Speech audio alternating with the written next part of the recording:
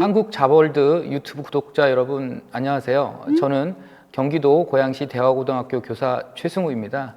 대입 정책, 대입제도 관심이 많고요. 관련 책도 집필하고 있는 공교육 교사입니다. 반갑습니다.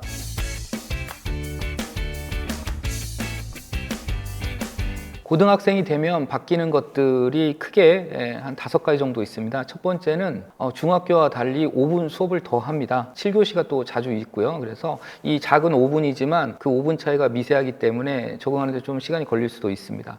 두 번째는 창의적 체험활동 같은 자율활동, 동아리, 봉사 진로 같은 경우 중학교 학생들이 그걸 주도적으로 계획해서 설계하고 하는 활동이 중학교에는 좀 적었다면 고등학교는 학생부 종합전형이라는 대입 전형이 있기 때문에 그 전형을 위해서 창의적 체험활동 이 4가지를 스스로 설계하고 준비하는 학생들이 많기 때문에 중학교보다 좀 더 자기 주도적인 학생이 유리하다는 생각을 하고 있습니다. 세 번째, 중학교에는 뭐 야간 자율학습도 없고요. 보충 수업 같은 경우도 거의 없는데 고등학교에는 방과 후에 보충 수업도 할 수 있고요. 중식을 먹고 나면 석식도 먹을 수 있습니다.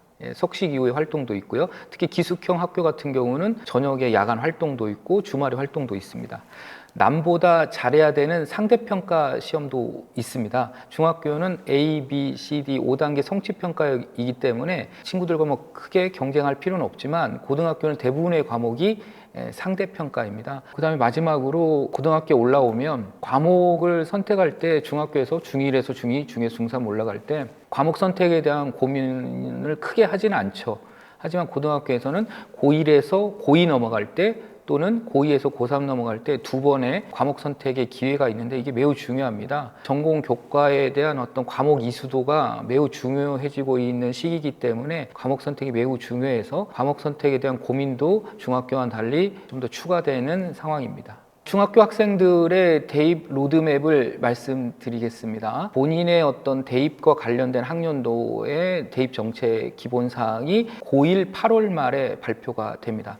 말 그대로 기본적인 사항만 가이드라인만 안내를 하는 것이죠. 그 다음에 고2 4월 말에 대입 전형 시행 계획 좀 더 구체적인 게 나옵니다. 그래서 기본 사항이 고1, 그 다음에 시행 계획이 고2 때 나오는 것이죠. 그 다음에 구체적으로 수시 모집 요강, 실제 모든 자세한 사항이 정확히 100% 나오는 수시 모집 요강은 5월 말에 나오고요.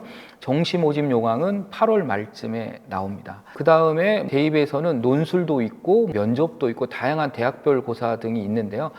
이런 문제에 대한 어떤 선행학습 유부를 판단을 하거든요. 이런 선행학습 영향평가 결과 보고서는 그 다음에 3월 말에 올해 입시를 치렀다. 그럼 올해 논술 시험에 대한 뭐 예시 답안이나 출제 기준 등이 그 다음에 3월 말까지 올리게 돼 있고요. 올해 대입이 실시됐던 수시 모집과 정시 모집의 결과는 전년도 입학 결과는 그 다음 연도 6월 첫 주까지 발표하게 돼 있습니다.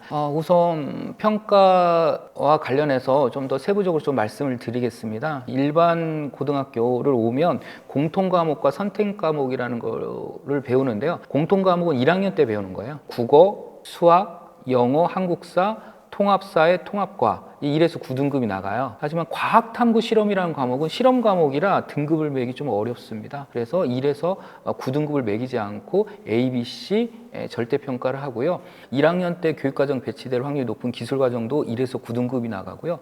1학년 때 또 많이 배치되는 체육이나 음악, 미술 교과는 절대평가로 A, B, C가 나갑니다. 그다음에 고2, 고3 때 선택 과목이라는 걸 배워요. 선택 과목이 있는데 일반 선택은 1에서 9등급이 나가요. 1등급이 4%까지, 2등급이 11%까지, 3등급이 23%까지 이렇게 가는 체제거든요. 그래서 5등급 체제의 절대평가에 익숙했던 학생들은 상당히 당황할 수도 있을 것 같습니다. 그 다음에 진로 선택 과목이라는 게 있는데 이거는 절대평가로 A, B, C만 갑니다. 예를 들어 보겠습니다. 국어라는 과목이 있다면 국어는 고1 1학년 1학기와 2학기에 한 선생님께서 가르치시고 교과서 특히 500자가 나가고요. 1에서 9등급이 나가는 거예요. 이게 2015 교육과정인데요. 2년 뒤에 현재 중학교 2학년이 고1이 되면 교육과정이 2022로 바뀌어요. 2028 대입 시안에 의하면 2022 교육과정과 고교학점제가 들어오는 2년 뒤에는 이게 학기제로 나가면서 5등급제로 바뀐다고 지금 고시를 했어요. 시안이기 때문에 그거는 조금 이따가 설명드리겠습니다. 우선 수능 형태의 공부와 내신 형태의 공부를 너무 별개로 생각할 필요는 없다고 생각해요. 사실은 내신 시험 특징이 있죠. 별로 중요하지 않은 문제도 변별하기 위해서 내기도 하죠. 하지만 내신 시험을 바탕으로 해서 준비를 하다 보면 수능 성적도 향상될 거라고 믿고요. 그다음에 내신 중간고사, 기말고사 시험이 끝나고 난 상태에서는 특히 뭐 예를 들어서 겨울방학은 좀 길잖아요. 2학기 기말고사 끝나고 긴 기간, 뭐 2달 이상 기간이 있기 때문에 그런 겨울방학이나 기간에 좀 더 심화된 국어, 영어, 수학 공부를 좀 했으면 좋겠고, 국어, 영어, 수학 공부, 수능 공부라는 건 기본적으로 출제가 어떻게 돼 있는지를 알아야 되거든요. 그래서 지금 1년 동안 1학년, 2학년 같은 경우 예를 들면 4번의 모의고사를 봅니다. 전국연합 학력평가를 보는데요. 4번을 다 보는 데도 있고 뭐 3번만 보는 데도 있고 하지만 4번까지 최대 볼 수가 있어요. 이 모의고사를 좀 더 이날 뭐 가정학습을 쓴다던가 찍고 잔다던가 이런 학생들이 있거든요. 그런데 우선 수능 형태의 모의고사 시험에 좀 더 최선을 다했으면 좋겠어요. 그 다음에 성적표가 나오는데 이 성적표에 내가 찍었거나 그 다음에 틀렸던 문제들의 오답률 같은 게 나오고 영역별로 내가 어떤 영역이 약한지를 볼 수가 있거든요. 정말 좋은 상담지가 될 수 있어요. 그래서 이거 모아놓으셔야 됩니다. 그래서 수능 공부가 따로 있는 건 아니니까 좀 꾸준히 학교에서 주어지는 모의고사만이라도 좀 열심히 참여를 하고 수능 형태의 문제를 계속 풀어보는 것이 좀 도움이 되지 않을까 생각하고 있습니다. 고교학점제가 들어오는 것이죠. 이제 대학생들과 똑같이 본인이 좋아하는 과목을 선택해서 학점을 이수하는 고교학점제가 들어오면서 학기제로 바뀝니다. 그래서 1학기, 2학기 과목이 개설되는 그런 학기제로 바뀐다는 게 크게 바뀌는 거고요. 고교학점제가 바뀌면서 내신제도도 당연히 그에 맞춰서 바뀌는 거죠. 공통과목과 일반 선택, 진로 선택, 융합 선택, 전문교과 모두 다 1에서 5등급이 나가고 A, B, C, D, E 성취도가 나가는 거예요. 병기하는 거죠. 굉장히 크게 변한 거죠. 이제 9등급제에서 5등급제로 변했기 때문에 좀 변별력이 떨어질 수도 있다.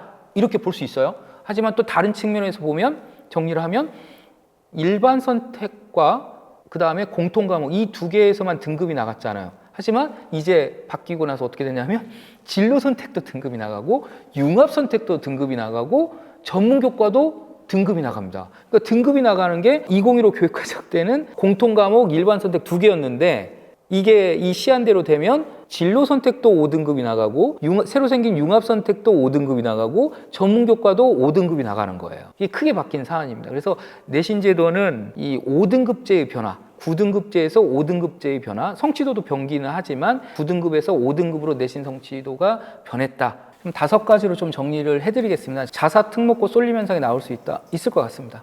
인정합니다. 그래서 1, 2등급의 경계가 좀 뭉뚱그려져 있었기 때문에 2등급 학생들이 좀 유리해지면 자사 특목고를 가도 1등급 맞을 수 있다는 자신감이 생길 수 있기 때문에 쏠림 현상이 있을 수 있다고 봅니다. 두 번째, 그럼 일반고는 불리한가? 그렇지는 않다고 봅니다. 진로 선택이나 융합 선택이나 전문교과에서 등급제가 더 늘어났기 때문에 동질 집단이 아니고 자사 특목고보다 경쟁 집단이 좀 적은 집단이라면 내신 따기 더 유리할 것 같고요. 네, 경쟁 집단이 적기 때문에 그런 면에서는 일반고에게도 결코 뭐 불리하지는 않다. 자사 특목고에게도 유리한 점이 있지만 일반고에도 분명히 유리한 점이 있다. 이렇게 표준 편차가 사라진 거 이런 거 같은 경우도 좀 중요한 변수일 것 같다. 내신 5등급제가 되면 9등급제에서 좀 변별력이 약화될 거다. 이런 세 번째 쟁점이 있는데 좀 논술 전형 늘 것 같고요. 논술 전형의 유형도 뭐 약수령 논술 같은 게 좀 더 늘어날 것 같고 면접도 본고사는 불법입니다. 본고사 형태는 아니지만 면접의 형태가 좀 더 심화될 수도 있겠다. 그다음에 교과 세특이 2022 교육과정으로 인해서 학기제로 바뀌면서 교과 세특의 비중은 더 늘어날 것 같고 그다음에 전공 이수 과목을 평가하는 이수 과목의 중요도가 매우 늘어날 것 같다. 어떤 과목을 선택했느냐에 따라서 대입 합불이 바뀔 수도 있겠다. 네 번째입니다. 수능 변별이 약화됐어요. 확실히 인정합니다. 그러면 특히 1, 2교시의 영향력은 더 증가한 게 아닌가, 국어 수학의 영향력은 더 증가한 게 아닌가 생각이 들고 탐구 영역이 말 그대로 1학년 거만 본다면 특히 1, 2교시의 영어는 절대평가니까 제외를 하자면 1교시의 영향은 굉장히 커졌다. 수능이 변별력이 약화됐다면 거기에 내신을 넣는 대학, 현재 2024 고려대처럼 내신을 넣을 수도 있고 교과세 특이나 학생부 전반적인 내용을 서울대나 연세대처럼 넣을 수 있고, 연세대는 현재 고1부터 발표됐고요. 마찬가지로 이수 과목 같은 거, 과목 이수도 교육과정의 어떤 로드맵을 세밀히 들여다보지 않을까, 이런 생각도 합니다. 다섯 번째, 고교학점제가 유명무실화되지 않겠는가. 고교학점제라는 건 본인이 원하는 과목을 들어야 되는데 등급으로 잘게 쪼개면 학생이 부담이 되겠죠. 그래서 내신 성취평가제하고 궁합이 잘 맞는데 등급제가 나가면 좀 더 불안해하고 주춤할 수도 있겠어요. 그래서 성취평가제하고 5등급제가 좀 충돌하는 면도 있다. 사실은 그런 면도 인정할 수밖에 없다. 이렇게 말씀드리겠습니다. 겨울방학은 2학기 기말고사 끝나고 상당히 겨울방학까지 또 2월까지 하면 3개월 정도의 아주 긴 기간이어서 자신이 부족한 과목을 진득하게 뭔가 연구하고 심화할 수 있는 좋은 기회이기 때문에 이 기간을 슬기롭게 활용했으면 좋겠고, 중학교에서 고등학교 올라갈 때 내신이나 수능이나 다양한 교육과정이나 이런 것들이 바뀌어서 좀 혼동스러울 수 있는데, 2015 교육과정의 핵심 역량이 뭐냐면 가장 중요하다고 보는 게 자주적인 사람과 의사소통 역량이 있는 사람. 그다음에 2022 교육과정도 똑같아요. 2022 교육과정도 교육과정은 바뀌었지만 가장 중요해 보는 게 자기 주도적이고 협력적 소통 역량이 있는 사람.